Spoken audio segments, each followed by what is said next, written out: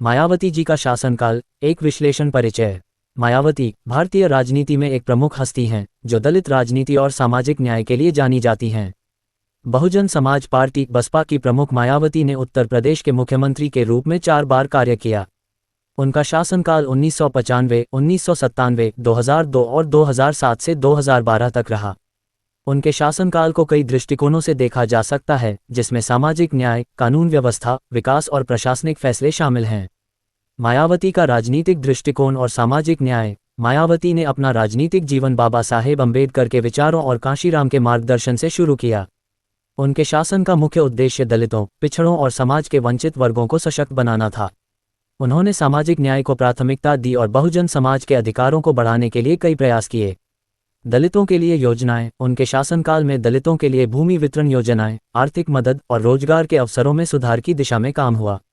मायावती ने दलितों को आत्मसम्मान दिलाने के लिए कई प्रतीकात्मक फैसले लिए, जैसे अम्बेडकर पार्क, कांशीराम स्मारक आदि का निर्माण। राजनीतिक प्रतिनिधित्व। मायावती ने दलितों और पिछड़ों को राजनीति में प्रतिनिधित्व दिलाने के लिए पार्टी संगठन को मजबूत किया। उन्होंने प्रशासन में वंचित वर्गों की भागीदारी सुनिश्चित की। विकास और आधारभूत संरचना। 2007 से 2012 के दौरान मायावती का शासनकाल उत्तर प्रदेश में विकास और आधारभूत संरचना के लिए जाना जाता है। सड़क और परिवहन। इस दौरान सड़क, पुल और अन्य बुनियादी ढांचों का निर्माण बड़े पैमाने पर हुआ। विशेष रूप से लखनऊ और नोएडा में विकास कार्यों को गति मिली। शहरीकरण। उन्होंने शहरों की सुंदरता बढ़ाने के लिए कई योजनाएं शुरू कीं। लखनऊ में अम्बेडकर पार्क और कांशीराम स्मारक जैसे भव्य निर्माण उनके विकासवादी दृष्टिकोण को दर्शाते हैं। शिक्षा और स्वास्थ्य। हालांकि शिक्षा और स्वास्थ्य के क्षेत्र में बड़ी प्रगति अपेक्षित थी, लेकिन इन क्षेत्रों में मायावती का ध्यान सीमित रहा। कानून और व्यवस्था। मायावती के शासनकाल में कानून व्यवस्था एक मजबूत पक्ष रही। उनके कार्यकाल को सख्त प्रशासन के लिए जाना जाता है। अपराध नियंत्रण। उनके शासनकाल में अपराधियों के खिलाफ कड़ी कार्रवाई की गई। उन्होंने पुलिस प्रशासन को प्रभावी बनाया, जिससे उत्तर प्रदेश की कानून व्यवस्था में सुधार हुआ। महिला सुरक्षा। महिला सुरक्षा के क्षेत्र में भी उनके कार्यकाल में ध्यान दिया गया। हालांकि इस दौरान कुछ विवादास्पद मामले भी सामने आए। विवाद और आलोचना। मायावती के शासनकाल में कई विवाद और आलोचनाएं भी सामने आईं। स्मारक निर्माण। उनके शासनकाल में स्मारकों और पार्कों के निर्माण पर अत्यधिक खर्च को लेकर उनकी आलोचना हुई। विरोधियों ने इसे जनता के पैसे की बर्बादी बताया। भ्रष्टाचार। मायावती के कार्यकाल में भ्रष्टाचार के आरोप भी लगे।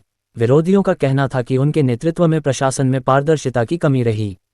ग्रामीण विकास की कमी। ग्रामीण क्षेत्रों और कृषि क्षेत्र में विकास कार्यों की कमी उनकी कमजोरियों में गिनी जाती है। मायावती का प्रभाव और राजनीति पर प्रभाव। मायावती का शासन न केवल उत्तर प्रदेश बल्कि पूरे देश की राजनीति को प्रभावित करता है।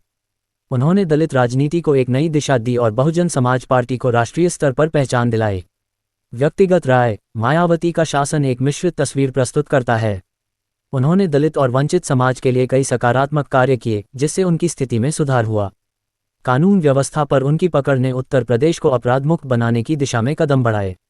लेकिन विकास कार्यों में असमानता, भ्रष्टाचार के आरोप और स्मारक निर्माण पर अत्यधिक खर्च उनके शासन की कमजोरियां रहीं। उनका सबसे बड़ा योगदान ये रहा कि उन्होंने दलित समाज को आत्मविश्वास और राजनीतिक पहचान दी। हालांकि अगर वे ग्रामीण विकास, शिक्षा और स्वास्थ्य पर अधिक ध्यान देती, तो उनका शासन और प्रभावशाली हो सकता था। निष्कर्ष। मायावती का शासनकाल सामाजिक न्याय और विकास के प्रयासों का प्रतीक है। उनकी उपलब्धियों और कमजोरियों को संतुलित दृष्टिकोण से देखने की आवश्यकता है।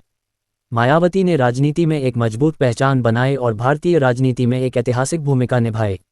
उनका योगदान आने वाली पीढ़ियों के लिए एक प्रेरणा बना रहेगा। सूचना सिर्फ मान्यताओं और जानकारियों पर आधारित है। यहाँ ये बताना जरूरी है कि यह मेरा वीडियो किसी भी तरह की मान्यता, जानकारी की पुष्टि नहीं करता है। किसी भी जानकारी या मान्यता को अमल में लाने से पहले संबंधित विशेषज्ञ से सलाह लें। धन्यवाद।